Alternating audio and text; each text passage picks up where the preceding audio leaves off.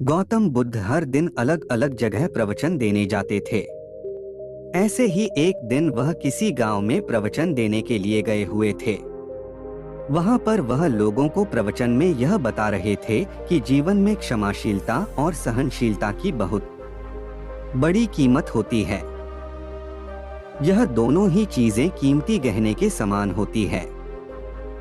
फिर बुद्ध ने धरती माता का उदाहरण देकर भी समझाया कि जैसे धरती माता इतने मनुष्यों का भार सहकर भी सहनशील बनी रहती है, ठीक उसी प्रकार से हम इंसानों को भी धरती माता से यह खास गुण सीखना चाहिए। धरती माता कभी भी क्रोधित नहीं होती है। ठीक उसी प्रकार हम मनुष्यों को भी क्रोध करने से सदैव बचना चाहिए। सभी लोग गौतम बुद्ध की बातों को ध्यानपूर्वक सुन रहे थे। सभी को उपदेश सुनने में बहुत आनंद आ रहा था। लेकिन उस सभा में शायद एक इंसान ऐसा भी था जिसे गौतम बुद्ध की बातों को सुनकर गुस्सा आ रहा था। वह आदमी अत्यंत क्रोधित दिख रहा था। उसे ऐसे क्रोधित देख दूसरे लोगों को परेशानी हो रही थी। वह अपनी जगह से उठा और खड़ा होकर जोरों से बोलने लगा कि बुद्ध, तुम ढोंगी बाबा जैसी बातें करते रहते हो। तुम लोगों को गलत बातें सिखाते हो।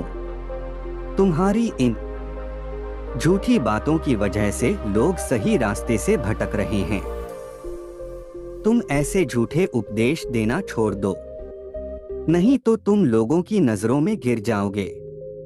जो तुम बातें बताते हो ना, वह बातें इस माने में बिल्कुल भी मायने नहीं रखती। उस व्यक्ति की ऐसी अपमानजनक बातों से बुद्ध को बिल्कुल भी बुरा नहीं लगा। बुद्ध तो अब भी सौम्य चेहरे के साथ हंसते हुए प्रवचन देने में व्यस्त थे। बुद्ध ने मन ही मन सोचा कि वह व्यक्ति कोई भटका हुआ युवक है। बुद्ध को इतना शांत देखकर उस युवक को बहुत अजीब लगा। उसने सोचा कि आखिर बुद्ध उसकी बातों का प्रत्युत्तर क्यों नहीं दे रहा है। अब उसे बुद्ध पर बहुत गुस्सा आने लगा। उसने अपनी बात दोबारा दोहराई, लेकिन बुद्ध ने इस बार भी कोई जवाब नहीं दिया। इस बार तो मानो जैसे वह क्रोध की आग में जल उठा।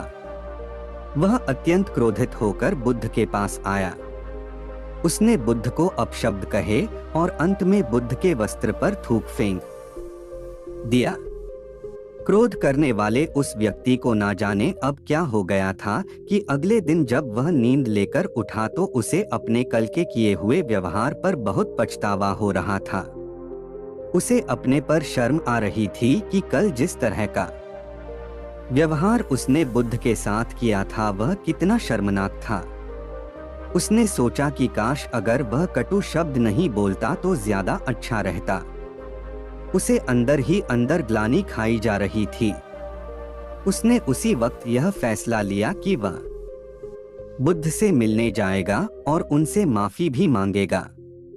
फिर वह बुद्ध से मिलने घर से निकल पड़ा। लेकिन जैसे ही कल वाले स्थान पर पहुंचा तो उसने देखा कि बुद्ध तो वहां पर थे ही नहीं। उसने गांव वालों से बुद्ध के बारे में पूछा तो पता चला कि बुद्ध तो कल शाम को ही इस गांव से दूसरे गांव की ओर निकल पड़े थे। फिर तो वह बिल्कुल भी समय ना बर्बाद करते हुए दूसरे गांव के लिए निकल पड़ा। दूसरे गांव पहुंचकर वह सीधे ही बुद्ध की सभा में शामिल होने के लिए पहुंचा। फिर जैसे ही बुद्ध का उपदेश खत्म हुआ वह तेजी से भागता हुआ बुद्ध के चरणों में गिर पड़ा। उसने बुद्ध से अपने किए हुए बुरे बर्ताव की माफी मांगी। बुद्ध ने कहा, उठो वत्स, तुम मेरे चरणों में ऐसे क्यों गिरे हुए हो? और सबसे पहले तुम यह बताओ कि तुम हो कौन? मैं तुम्हें पहचाना नहीं। उस व्यक्ति ने रोते हुए कहा, गुरुजी, क्या आप सच में मुझे नहीं पहचाने? मैं वही व्यक्ति हूँ जिसने आप पर कल थूका था। बुद्ध ने बड़ी सी मुस्कान के साथ जवाब दिया, वत्स, क्या तुम कल की घटी उस घटना को अभी तक अपने मन में लेकर बैठे हो? मैंने तो चंद पल में ही वह बात अपने दिमाग से निकाल दी थी।